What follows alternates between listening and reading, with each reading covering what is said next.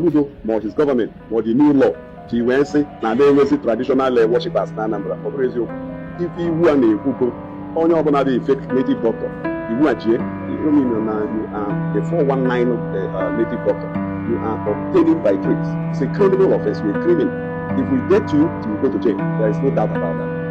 Then ndị na-agwọ ajọ ọgwụ ọ bụrụ omenala ọ bụrụ traditional worship ọ bụrụ Igbo traditional religion mmadụ ejizi na ihe a nwere blackmail anyị onye ọbụla na-agwọ ajọ ọgwụ ọ bụrụ Igbo religion ọ bụrụ Igbo traditional worship ọ anyị nye gị examples of ụdị ife anyị na-agwọ ajọ ọgwụ iwu n'nwa ji oke ite ị na-agwọ oke ite isi na oke ite na-agwọrọ anyị a enidizi ịlụ ọlụ ego abụrụ nsị ọbara ego abụrụ atụrụtara ọbịa aka patakido eze kwutere kwuo echi gị ọzọ.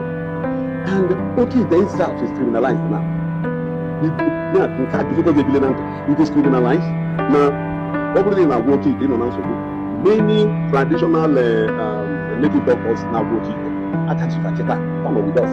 And after investigation, once we confirm things we suspect, we charge them to court.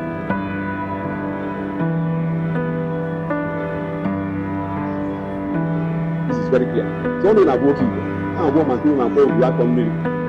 Awele onye na-agwọ ife niile na ncha niile iwu ji echeta ahụ. Nke ọzọ bụ ndị na-agwọ ajọ onwe ndị na-agwọ ule ntịtị onwe ndị na-agwọ ịpụ afọ onwe ndị na-agwọ ụkwara nta onwe ndị na-agwọ ụmụ ụka nke ọgwụ iji ndị destroy people na our communities. I nweta gị, if we get you, you will either regret being a native doctor. You can see the categories of native doctors we are looking for. So ọ bụrụ genuine native doctors only genuine native doctor that should be afraid of this new law more argument chamber or operation Ugodachi. Even maybe a genuine native doctor go to the President General of the community to be documented. If I enable documentation, we are not giving certificates because we are not ourselves native doctors, so we cannot certify you, give you certificate to practice. Mama, today the move native doctors is genuine. If you are documented by the President General, he will know your address. All my audio way now, because we are going to chamber more video operation with Gogachi, the Lieutenant Keto. The President General is with Yama, Nigeria, is good up at the region, only that community, one number. Okay, the money we join also solution to that. I before changing. So by this implication, according to Anambra State Commissioner for Information, does it mean that Ákwà, Onyeze, and hite that they will be going to prison?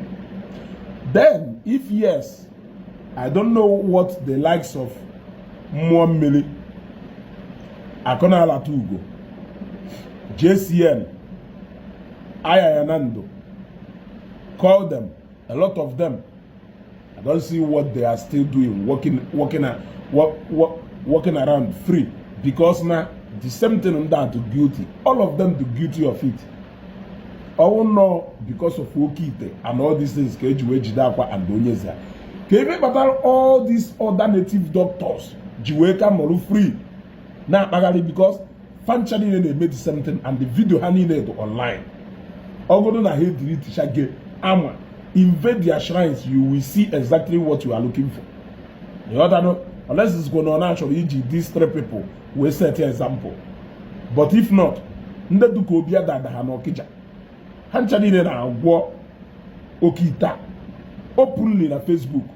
Onyo na mafa. So what are you waiting for?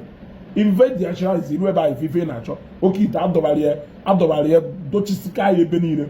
Kelafa this guy who come to the na ada agbana akwụkwọ kelafa ya devon na ada akpọ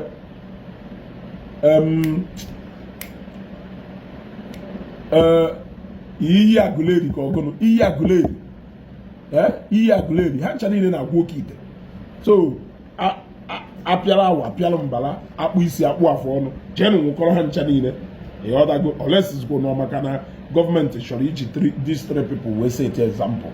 Okay, because from Ife Commissioner Kulu, what it means is that Nande Jeji the most likely to Ijenga or if we mean.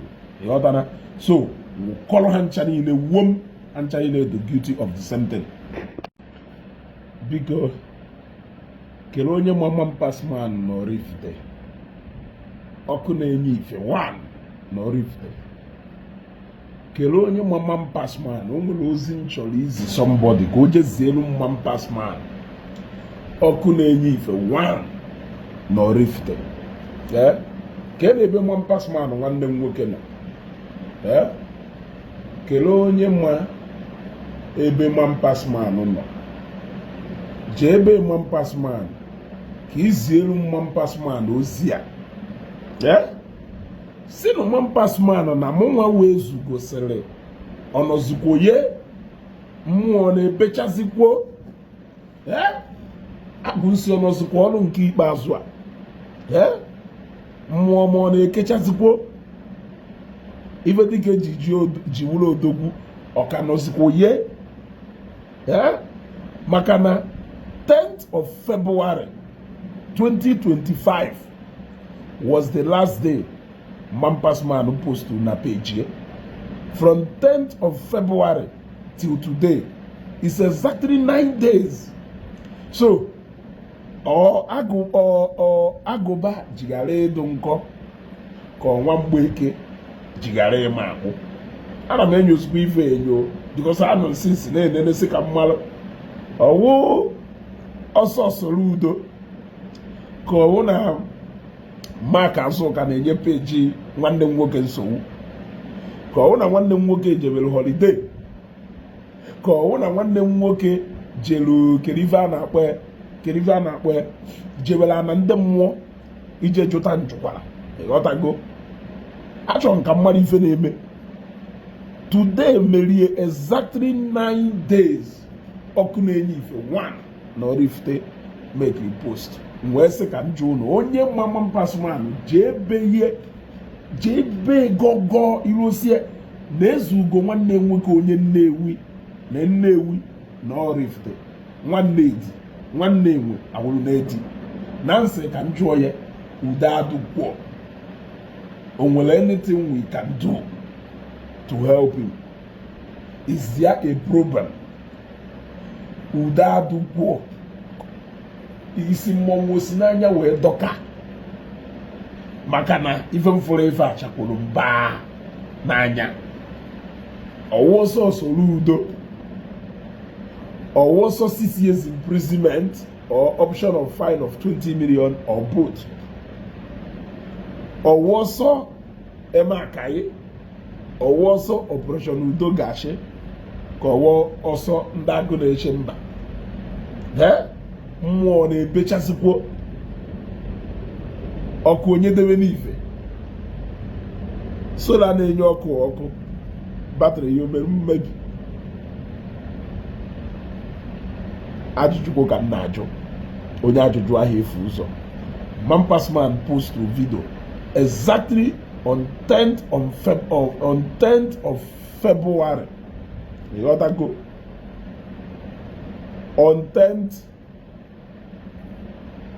of February ka o posturu ife last na Facebook so o luru mo ejo n'ụda adụkwọ ịghọtago o luru m ejo n'ụda adụkwọ nsogbu ọdụ